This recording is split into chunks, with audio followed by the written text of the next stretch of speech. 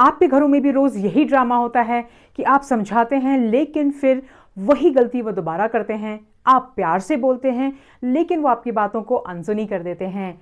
फिर जब आप गुस्से में अपनी आवाज़ तेज़ करते हैं या डांटते हैं तो वो और भड़क जाते हैं। और फिर वही रोना धोना, ड्रामा, टैंट्रम्स, और फिर कभी गुस्से में चीज़ें फेंक देना या कभी कमरे में जाकर दरवाज़ा बंद कर लेना। और फिर रात में आप अपने आप से यही सवाल पूछते हैं कि आखिर ये बच्चे सुधरते क्यों नहीं, ये हमारी बात सुनते क्यों नहीं। लेकिन क्या कभी आपने खुद से ये सवाल पूछा है कि हम बच्चों को समझाने, सुनाने और सुधारने के लिए जो कर रहे हैं, क्या वो सही है? क्या हम अपने बच्चों के बिहेवियर के पीछे छुपे कारणों को सच में समझ पा रहे हैं, या फिर उन रूट कॉजेस को जाने बिना ही बस उन्हें सुधारने में लगे हैं? क्योंकि सच कहूं तो ज़्यादातर पेरेंट्स आज यही गलती कर जाते हैं। मैं जानती हूं कि जो मैं कह रही हूं वो शायद सुनने में अच्छा ना लगे, कड़वा लगे, लेकिन जो बात आज हम करने जा रहे हैं, जो बात आज मैं आपको बताने वाली हूं, अगर वो बात आपने सुन ली और समझ ली तो आप अपनी पेरेंटिंग को पूरी तरह से बदल पाएंगे और अपने बच्चों के बिहेवियरल इश्यूज़ को बहुत अच्छी तरह से सॉल्व कर पाएंगे।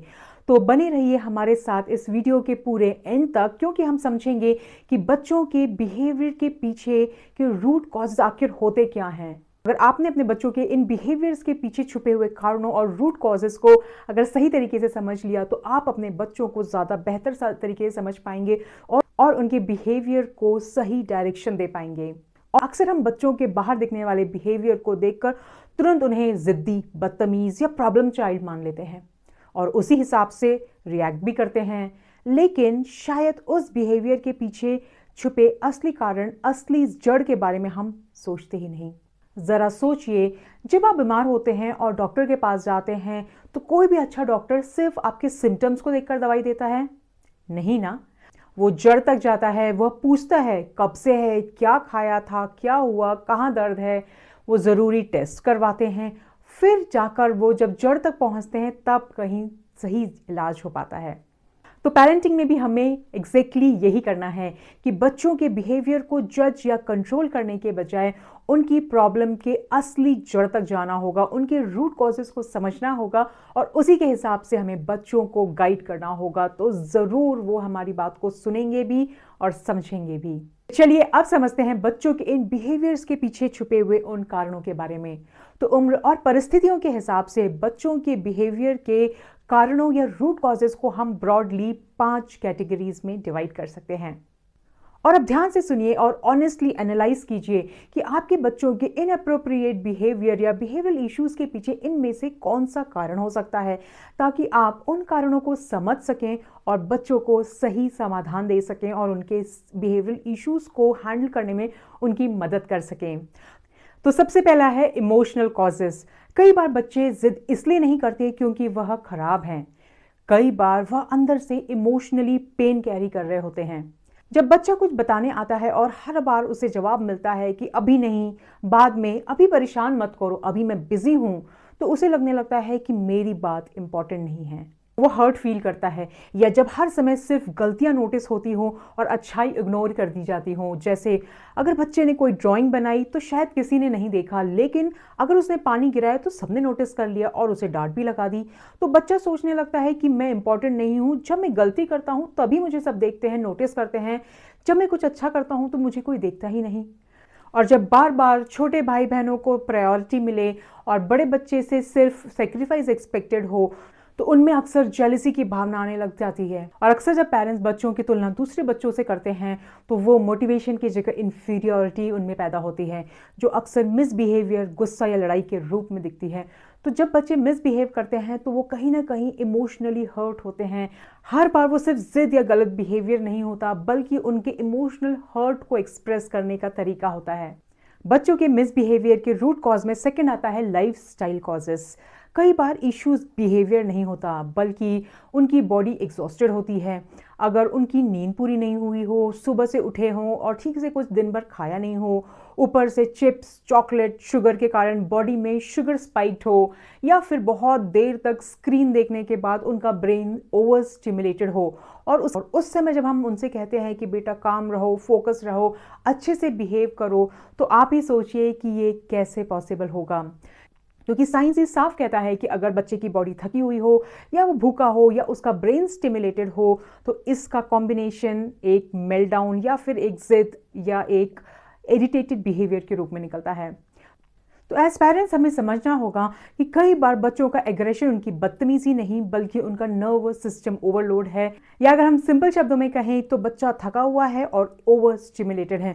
तो बच्चों के ऊपर गुस्सा करने या उन्हें जिद्दी समझने की जगह उन्हें हेल्प करें और उनके नर्वस सिस्टम को या उनके ओवर स्टिमुलेशन को कम डाउन करने में उनकी हेल्प करें। और इसमें तीसरा कॉज है एनवायरमेंट कॉजेज, मतलब कि आपके घर का माहौल। कई बार बच्चों का बिहेवियर उसके स्वभाव से नहीं बल्कि घर के माहौल से बनता है। अगर घर में तनाव है, माता पिता हमेशा स्ट्रेस में रहते हैं, छोटी छोटी बातों पे घर में लड़ाई झगड़े होते हैं, चिल्लाहट है, तो बच्चा सब महसूस करता है। भले ही वो शब्दों में न कह पाए, भले ही वो उस इनसिक्योरिटी को अपने पेरेंट्स को न बता पाए, लेकिन बच्चा उस नेगेटिव एनर्जी को, उस केओस को पूरी तरह से एब्जॉर्ब करता है। अगर घर में हर समस्या लाउड वॉइस से सॉल्व होती है तो बच्चा भी यही सीखता है कि प्रॉब्लम का जवाब चिल्लाना है। इसीलिए जब उसे खिलौना नहीं मिलता या उसकी कोई बात नहीं मानी जाती तो वह चिल्लाने लगता है। अगर पेरेंट्स आपस में बात नहीं कर रहे, घर में कोल्ड वॉर चल रही है, इमोशनल डिस्टेंस है, तो बच्चा घर की उस एनर्जी को एब्जॉर्ब करता है। वो इनसिक्योरिटी फील करता है और कई बार सिर्फ अटेंशन सीक करने के लिए टैंट्रम्स क्रिएट करता है, क्योंकि उसे घर में एक इमोशनल स्टेबिलिटी चाहिए और उसे जब समझ में नहीं आता कि मैं कैसे वो एक माहौल को ठीक करूं तो वो इस तरह से बिहेव करता है। और इसी तरह अगर घर में रूल्स कभी बहुत स्ट्रिक्ट हैं और कभी बिल्कुल लूज तो बच्चा कंफ्यूज हो जाता है। उसे समझ में नहीं आता कि कौन सी वो बाउंड्रीज या कौन सी लिमिटेशंस को पुश कर सकता है या क्रॉस कर सकता है और कौन सी एकदम स्ट्रिक्ट बाउंड्रीज हैं। इसीलिए वो बार बार लिमिट्स टेस्ट करता है, क्योंकि उसे बाउंड्रीज कभी क्लियरली पता ही नहीं होती हैं। और जब वो ऐसा करता है तो हमें लगता है कि बच्चा जिद्दी हो गया है, बदतमीज हो गया है और हमारी बात नहीं सुनता है। फोर्थ है डेवलपमेंट कॉजेज, मतलब कि जब बच्चा छोटा है तो कई बार इशू उसका बिहेवियर नहीं बल्कि उसकी उम्र और डेवलपमेंटल माइलस्टोन्स होते हैं। बच्चा जानता है कि कुछ चीज़ें नहीं करनी चाहिए, लेकिन उसका इम्पल्स कंट्रोल अभी पूरी तरह से डेवलप नहीं हुआ होता है। इसीलिए जब आप कहते हैं कि भागो मत, वो फिर भी दौड़ता है। आप बोलते हैं चढ़ो मत, लेकिन उसको इतनी एक्साइटमेंट होती है कि वो बार बार वही काम करता है जो उसे नहीं कहा जाए। वह यह सब जानबूझकर या आपको परेशान करने के लिए नहीं करता है, बल्कि सेल्फ कंट्रोल की कमी के कारण वह ऐसा करते हैं। उनका लॉजिक सेंटर भी अभी मैच्योर नहीं हुआ होता है, इसीलिए लंबे लेक्चर्स या बड़ी एक्सप्लेनेशन या जब हम उन्हें कुछ समझाने की कोशिश करते हैं, कुछ अच्छी बात बताने की कोशिश करते हैं, तो क्या होता है कि 5 मिनट के बाद वो कहीं इधर उधर देखने लगते हैं, कहीं कुछ टॉय खेलने लगते हैं या पूरी तरह से डिस्ट्रैक्ट हो जाते हैं। और हमें लगता है कि ये बच्चे हमारी बात बिल्कुल भी नहीं सुनना चाहते हैं। बच्चे भी इमोशनल रेगुलेट करना भी धीरे धीरे सीख रहे होते हैं, इसीलिए बोर्ड गेम या कोई बच्चों के साथ खेलते समय वो जब गेम हार जाते हैं तो अपने खिलौने फेंकने लग जाते हैं, क्योंकि अभी उनमें पेशेंस नहीं होता है। वो हर थोड़ी थोड़ी देर में रेस्टलेस हो जाते हैं। कभी हम कहीं गए हैं तो वो थोड़ी देर भी कहीं लाइन में नहीं खड़े हो सकते, बार बार आके वो सवाल पूछते हैं कि हमारा नंबर कब आएगा, हम कब जाएंगे। क्योंकि ये बच्चों की डेवलपमेंटल स्टेज होती है और उस समय उनमें ये सारी क्वालिटीज़ धीरे धीरे आ रही होती हैं, वो पूरी तरह से मैच्योर नहीं हुई होती है और ये हमें कभी कभी जिद या बदतमीजी के रूप में भी लगती है। And last but the most important is उनका ब्रेन स्टेट, मतलब उस समय बच्चे का दिमाग किस मोड में है। बच्चे का बिहेवियर इस बात पर बहुत ज़्यादा डिपेंड करता है। यूजुअली बच्चों का ब्रेन 3 मोड में वर्क करता है और उस समय उसका ब्रेन किस अवस्था में है या किस मोड में है उसके ऊपर उस बच्चे का बिहेवियर उस समय डिपेंड करेगा। सबसे पहला है सेफ मोड। जब बच्चा सेफ फील करता है, उसे लगता है कि मुझे सुना जाएगा, मुझे गलती पर रिजेक्ट नहीं किया जाएगा, मुझे जज नहीं किया जाएगा। जब घर का माहौल शांत हो तब वह जल्दी सीखता है। अगर गलती होने पर आपने कामली कहा कि कोई बात नहीं बेटा, फिर ट्राई कर लो, तो बच्चा दोबारा कोशिश करेगा, और अगर आपने गुस्सा कर दिया तो वो वहीं रुक जाएगा। सेकेंड होता है स्ट्रेस मोड। जब बच्चा प्रेशर, डांट, जल्दी या कंपैरिजन फील करता है तो उसका ब्रेन स्ट्रेस मोड में चला जाता है। ऐसे समय में वो सीख ही नहीं रहा होता है, वो सिर्फ सर्वाइव कर रहा होता है। जैसे जब सुबह स्कूल की जल्दी में हम बच्चों से कहते हैं कि जल्दी करो, लेट हो रहा है, तुम जल्दी नहीं कर सकते हो, तुम रोज लेट कर देते हो, तो बच्चा और ज़्यादा स्लो हो जाता है, वो और चीज़ों को रेजिस्ट करता है और धीरे करता है या जिद करने लगता है या एट द एंड वो रोने लगता है क्योंकि इतने सारे इंस्ट्रक्शन और इतने सारे स्ट्रेस के माहौल में पैनिक फील करता है, उसे समझ में ही नहीं आता है कि उसे क्या करना है। वो सर्वाइवल मोड में रिएक्ट करता है और उसके बाद जब वो बिल्कुल भी नहीं कुछ हैंडल कर पाता है तो वो एट द एंड उस चीज़ से भागने लगता है, रोने लगता है और वो कहता है कि मुझे स्कूल ही नहीं जाना। And third mode is the same mode. जब बच्चों को बार बार लेबल किया जाता है, तुम लेजी हो, तुम कुछ नहीं कर सकते, तुमसे तो कुछ होगा ही नहीं, देखो दूसरे बच्चों को, तो बच्चे अंदर से टूटने लगते हैं, उनका कॉन्फिडेंस गिरने लगता है, वो कोशिश करना कम कर देते हैं। अगर कभी बच्चों को मार्क्स कम आए और उन्हें अगर डिसरिस्पेक्टफुल वे में ट्रीट किया जाता है तो पढ़ाई से और दूर हो जाते हैं। जब उन्हें दूसरे बच्चों से कंपेयर किया जाता है तो उन्हें लगता है कि मैं कैपेबल नहीं हूँ। और कई बार बच्चे अपने इन नाकामियों को या इन कमियों को छुपाने के लिए भी मिसबिहेव करते हैं। तो इन सारे रूट कॉजेस को देखकर आपको समझ में आया होगा कि कई बार बच्चे बैड बिहेवियर नहीं कर रहे होते हैं, वो अपने परेशानियों को, अपने कन्फ्यूजन को, अपने स्ट्रेस को या अपनी अनमेट नीड्स को बिहेवियर के माध्यम से दिखा रहे होते हैं।